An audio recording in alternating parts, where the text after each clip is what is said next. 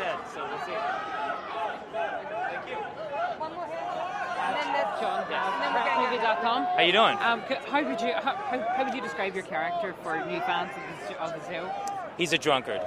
No, his name is Lieutenant Hikaru Sulu, and he's the helmsman of the pilot of the USS Enterprise, and he's a good young man that is very competent, but has his confidence shaken as just universe-changing events are happening around him and has to assume control.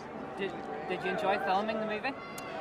Yes, I did. It was a pleasure working with this cast. I think I have some lifelong friends here now, and in addition to that, it was really just a pleasure working with JJ, who's a director who's entering an amazing prime phase of his career, where it's like an athlete whose mental game is matching his physical abilities right now. It's very dazzling to be in the presence of it.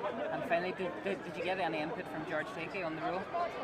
Yeah, we had lunch and talked before I started filming, and more than anything, he just relaxed me.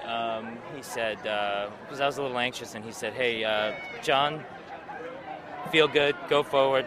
Pretty soon they're going to call me the old guy that played John Cho, so just enjoy yourself." And that's the kind of guy he is. Did he come and watch you on the set?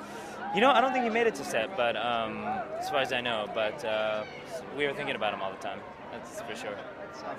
All right, thank you. Sorry, can I get a Star Trek welcome here from you? Sure. So what do you want me to do? This? Yes, live long and prosper. That's what we like to say. Is that how we do it? Yeah, indeed. Also, can I just say, obviously, we know you very much for your comedy films. Yes. This is a move into sci-fi. How does that feel for you? I did think this was a stoner comedy. This is weird. I'm learning slowly that it wasn't, and it is not. But yeah, listen. As an actor, I'm just greedy. I want to jump into any genre I can, and whatever interests me. And this series was a very meaningful one for me. So I wanted to be connected with that legacy. So is it a rom-com next or a period drama? Period drama? Yeah, I like that. Yeah. I'll play John the Baptist. No. What do you suggest? Three Musketeers? Cowboy flick? I don't know, but I think, if you can make the transition from a stoner to Star Trek, I can do anything, right? You can do anything.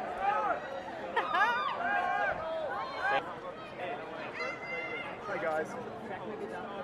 Could you describe your character for us for any new fans?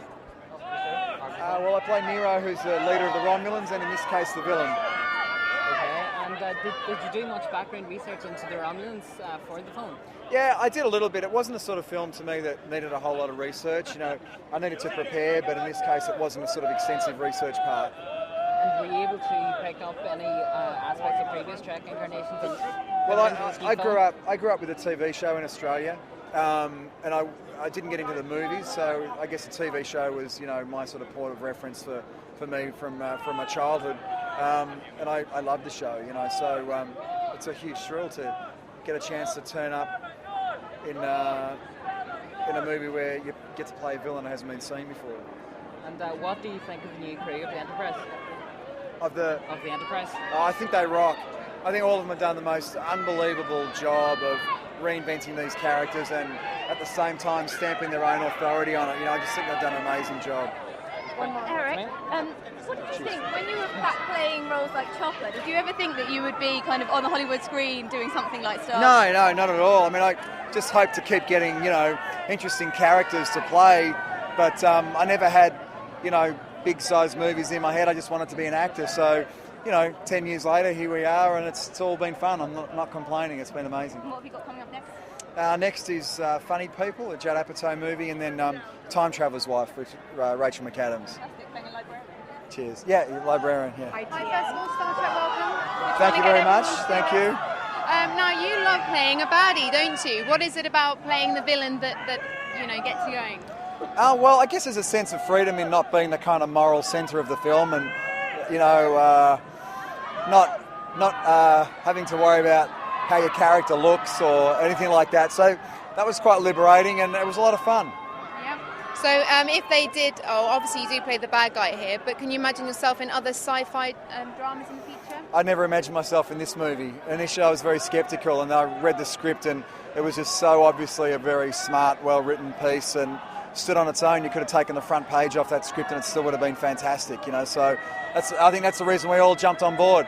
Yeah, brilliant. Well, thank Cheers. you.